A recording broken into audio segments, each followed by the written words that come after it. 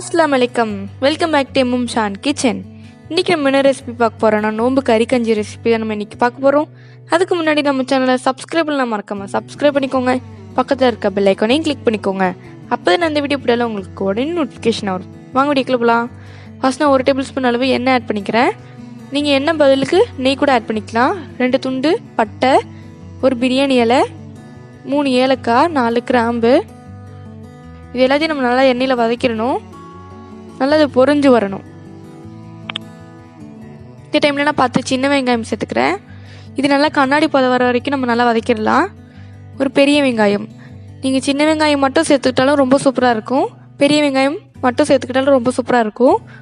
உங்ககிட்ட எது இருக்கோ நீங்கள் சேர்த்துக்கலாம். 4 பல் பூண்டு.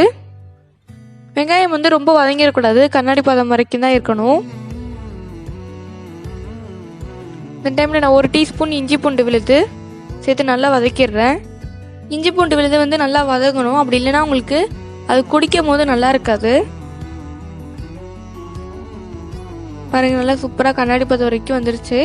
இப்போ நான் கொஞ்சம் கொத்தமல்லி, கொஞ்சம் புதினா சேர்த்துக்கிறேன். 7லேருந்து 8 பச்சை மிளகா கீரி சேர்த்துக்கிறேன். இதை நான் நல்லா நம்ம மிக்ஸ் பண்ணி நல்லா ஃப்ரை பண்ணிடணும். இப்போ நான் அதில் 2 தக்காளி சேர்த்துக்கிறேன். தக்காளி ரொம்ப சேர்த்துட வேண்டாம். தக்காளியும் ரொம்ப வதங்கக்கூடாது, நம்மளுக்கு பாதி அளவு வெந்துட்டா போதும். இப்போ நான் வதங்குறதுக்கு தேவையான அளவு உப்பு, 1/4 பிஞ்ச் மஞ்சள் தூள் சேர்த்துக்கிறேன். இப்போ நான் வச்சுருக்க 1/4 கிலோ சிக்கனை சேர்த்துக்கிறேன். நல்லா நான் குட்டியாக பொடி பொடியாக கட் பண்ணி வாங்கியிருக்கேன்.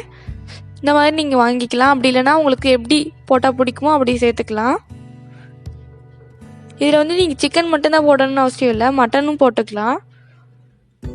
இப்போ நான் தண்ணி ஃபுல்லாக ஆட் பண்ணிடுறேன். நோம்பு கஞ்சிக்கு தண்ணி எவ்வளோ வேணாலும் ஆட் பண்ணலாம், உங்களோட ப்ரிஃபரன்ஸ் பொறுத்தா இருக்குது. நீங்கள் எவ்வளோ வேணாலும் ஆட் பண்ணிக்கலாம். தண்ணி நம்ம எவ்வளோ வேணாலும் சேர்த்துக்கலாம், அப்போ தான் நல்லா வேகும். இப்போ நான் 1 பிஞ்ச் அளவு மிளகாய் தூள் சேர்த்துக்கிறேன். இது ஆப்ஷனல் தான். நல்லா மிக்ஸ் பண்ணிடுங்க, அப்படி இல்லைன்னா அடி பிடிச்சிரும். நல்லா கொதிக்கும் போது நான் அரிசி சேர்த்துருக்கேன். நான் நெய் சாதம் அரிசி 1 கப், 1 டேபிள் ஸ்பூன் அளவு பாசி பருப்பு நல்லா ஊற வச்சு எடுத்திருக்கேன். ஒரு 1/2 மணி நேரம் ஊற வச்சு எடுத்துக்கிட்டால் போதும். பாருங்கள், இந்த மாதிரி நல்லா மிக்ஸ் பண்ணி விட்டுருங்க. நீங்கள் சீரக சம்பா அரிசி கூட யூஸ் பண்ணலாம். நான் க்ளோஸ் பண்ணி ஒரு 7 விசில் வரைக்கும் வச்சிடுறேன்.